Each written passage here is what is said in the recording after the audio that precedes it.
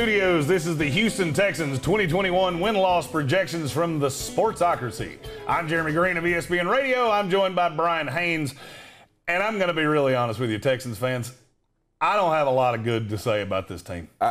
I don't know what we can say about them other than you're about to witness probably one of the biggest dumpster fires that the league has ever seen. And I'm talking about with Deshaun Watson. Yes. If you don't have Deshaun Watson, it's going to be a disaster. Yeah.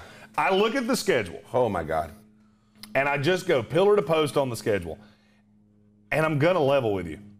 I can't really figure out who the hell they're going to beat. The only chance they have of winning games is against Jacksonville. That's the only chance they have. That's it. There's not another team on this schedule I look at it head-to-head and say they're going to beat them. I guess if you can say if Deshaun Watson plays, that maybe his talent alone can maybe get you another win or two. But there's no way other than that. I don't see a path that Houston Texans aren't picking number one in the draft next year. Well, I mean, I just look at the rest of the schedule and go, who are you going to beat? Yeah. I mean, all right, the worst teams on your schedule are, in my opinion, the Seahawks, the Jets, Patriots. And the Patriots and the Panthers. Yeah. And outside of the Jaguars.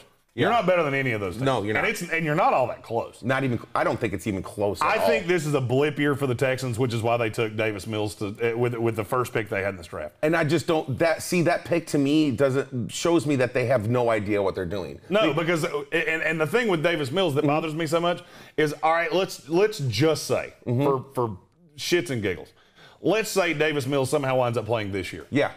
Do you realize how good he would have to be for you to not take Sam Howell or Keaton Slovis next year? That's exactly what I'm talking about. If you're out on Deshaun Watson. Yeah. Let's say the Deshaun Watson thing settles. Now you used your first pick on a guy that's never going to play. Well, and the only way I could also see this is if they didn't already have Tyrod Taylor on the team. Tyrod's a one-year fix. Though. I know, but I don't see why you would draft a quarterback when you have a quarterback that can get you through the season when you know that you're going to be so bad that you're probably going to be in the top one or two picks anyways. They're not forward thinking at all. They're not thinking about what's happening. They're thinking they think they're smarter than everybody in the room. They think Deshaun Watson's going to be their quarterback. And that's what I believe, because it just doesn't make any sense to me to have drafted Davis Mills without an idea of what's happening. Or let me give you a slightly different thought. Okay. This is a team that's pretty bereft of talent. Yeah. This team looks like a team that you're trying to blow up when you're building a Madden roster. I mean, it's like if there was a team 5 years ago, this team might be pretty decent. So let me give you an alternate theory on what Nick Cesario could be thinking. Let's say you wind up in the top 5 of next year's draft, which I don't see any way that you don't. And a year from now, you've got an asset in Deshaun Watson, who's the best quarterback on the market by a mile. Right. He gets out of the legal things go away. They're settled. Whatever happens. A year from now, you have a GM that now, and everything I've heard out of Houston, their tenor on trading Deshaun Watson has changed. Don't be shocked if he's not on this roster week 1, by the way, because I've heard there's a team that has a lot of draft capital that's really interested, and it's the Philadelphia Eagles. Wow. They're trying to buy low. I get it. I don't think Houston's going to sell low because they don't have to. But let's just say you go into next year, you have Deshaun Watson, who it's becoming more and more clear to me that they're out on. And you have a top 5 pick. You wind up with a couple ones, you rebuild the draft capital, you can build this team the way Casario wants to. Right. Now I don't hate it. But you do have to understand that leads to a god-awful year this year, which is what I think is going to happen. No matter what. Tank Spencer, my usual partner, has them at 1-16, as do I. Yep. Brian, you have the Texans also at 1-16. 1-16. I have them beating the Jaguars in one game. Yep. At home.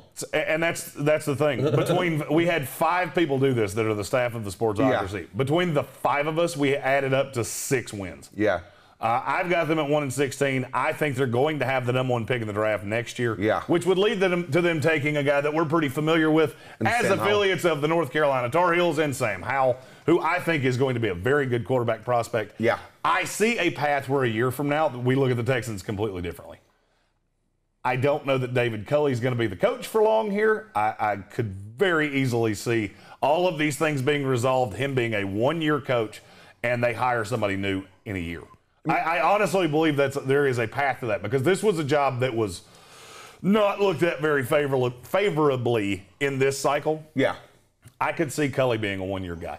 Then you just restock the decks in a year with all the draft capital you could potentially have, and you just go from there. And that's me giving a ray of sunshine and a ray of hope to the Houston Texans. This has been the Houston Texans 2021 win-loss projection from the Sportsocracy. I'm Jeremy Greene. This is Brian Haynes. Yep. As always, we are joining you from the Wicked Weed Studios. Every weekday morning, make sure to click the like and subscribe button to see us 9 a.m. right here from these Wicked Weed Studios for the Sportsocracy Show.